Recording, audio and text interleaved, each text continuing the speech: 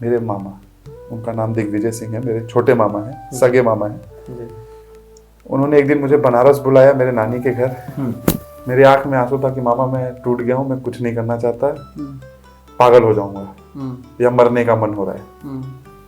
उन्होंने मुझे कहा कि तुम हार मान लोगे तो मम्मी और दीदी को कौन देखेगा। हम कहे कि पापा भी चले गए, अब उस समय बाबा का एक्सपायर होता सर मैं 19 साल का था, बाबा भी चले गए। तो मामा ने कहा कि बेटा अब हार मानने से कुछ नहीं होगा, मम्मी का चेहरा देखो, मम्मी को कैसे खुश रखना है वो देखो, 2 बहनों की शादी करनी है वो देखो, तुम्हारी भी शादी होनी है वो देखो, आगे बढ़ने की कोशिश करो। तो मैं अपने मामा को भगवान मानता हूँ। 2023 में मेरे मामा एक रूप बनकर आए थे। मतलब जीवन में युद्ध शुरू हो गया, कितना आसान रहा वहां से यहाँ तक आना? सर कोशिश किया मैंने, मैं बोला ना आपको कि वादा नहीं किया, मैंने खुद को कहा कि तू ये कर सकता है और कर। मतलब ऐसे तो आप देखेंगे हॉस्टल में पढ़ने का एक प्रोबेबिलिटी आपके पास फायदा क्या है, आपको हर स्टेट्स के लोग मिलेंगे, फॉरेनर्स भी मिलेंगे। मेरे साथ थाई के स्टूडेंट्स थे, मेरे साथ सिंगापुर के स्टूडेंट थे, मेरे क्लासमेट, मेरे बैचमेट में बता रहा हूँ सर, अफ्रीकन स्टूडेंट्स थे। तो उन लोगों के साथ रहा।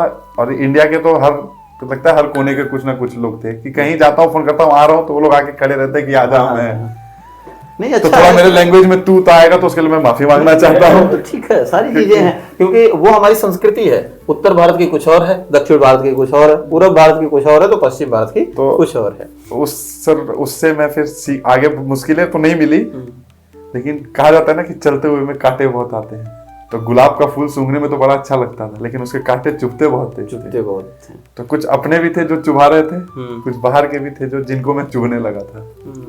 वो तो है, जितना आप आगे बढ़ते जाएंगे लोगों की नजरों में चुभते भी जाएंगे, और आप प्रेम करने वाले भी बहुत मिलेंगे, तो कुछ लोग होंगे जो पैर खींचने वाले भी। जरूर, ये दोनों साथ साथ चलते हैं, पैरेलल है, जीवन का एक संतुलन ही है। इसी के साथ विद्रोही ओझा सर है, उनका कहना है कि अगर आपके पैर खींचने वाले नहीं है फिर आप इसका मतलब आगे नहीं बढ़े, वहीं पे अटके हुए हैं, अभी रुके हुए हैं। अगर अब सर यही कहावत है ना कि तुम्हारा पैर बड़ा है तो तुम चादर क्यों छोटा कर दोगे, बड़ा कर दो, बड़ा करो।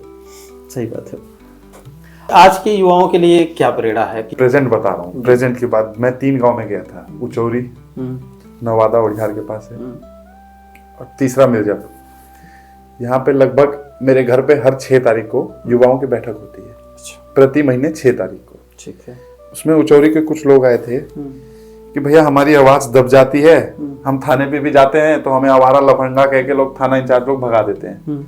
हमने कहा कैसे भगा देते हैं भाई, कितने लोग जाते हो? भैया हम लोग शिकायत भी लेके जाएंगे तो हम कहेंगे ये आवारा है, इसको भगाओ, सारे लफंगे आ गए हैं, लोंडियाबाजी कर रहे हैं, ये कर रहे हैं, मार पीट कर रहे हैं, ये सब शहर को खराब। क्या युवा शहर को खराब कर रहे हैं?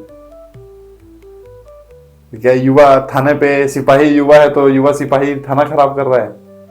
अब सर अगर सब कुछ बढ़े ही करने लगेंगे तो फिर युवा हत्या करेगा तो भाग नहीं जाएगा, तो बुढ़ा पकड़ पाएगा क्या उसको? वही मेरा कहना है। बहुत से युवा ऐसे मुझे बोले, मैंने कहा यार युवा को ताकत बननी पड़ेगी ना। अब नेता तो चुन ले रहे हैं आप, 500 रुपए मिल जा रहा है, 500 रुपए से 500 करोड़ का मालिक कौन बन रहा है सर? 500 हमको आपको तो मिल गया। बिल्कुल। आज रोजाना में तो 500 के खर्चे भी नहीं है एक दिन में। एक दिन में आप अगर बनारस भी जा रहे हैं गाड़ी से तो 1000 का तेल लग रहा है, लग जाएगा। तो आज 500 लेके कल वोट दे रहे हैं, उसके बाद 500 करोड़ का आदमी बन कौन रहा है? वोट देते समय क्या कैसे डिसीजन ले कि किस पार्टी को देना है? डिसीजन सर आपका माइंड है, आपका दिल है जी। आपने मौका दिया है ना किसी को, हाँ, सबको मौका दोबारा आ रहा है ना आपके पास कि चला हमारे गाँव में 1000 रुपया दे तो वोटवा मिल जाएगी। आया ना, गाँव में रोड बनी कि नहीं बनी आप तो देख रहे हैं, गांव में क्या विकास हुआ आप तो देख रहे हैं, शहर में क्या विकास हुआ आप तो देख रहे हैं। नए को मौका दे दीजिए। कोई आ रहा है कि हम ये किए वो किए, चलिए भैया हमको दिखा दीजिए। हाँ, एक बार हम भी देख भाई, ठीक है मानता हूँ सैदपुर विधानसभा में बहुत गांव है, 10 गांव में तो विकास हुआ होगा, 10 गांव चलिए हमको दिखा दीजिए कि भाई इस साल 10 गांव मैंने किया है, अब अगली बार और 10 गांव करूंगा तो हमारे अंदर रहेगी कि चलो भाई काम तो कर रहा है।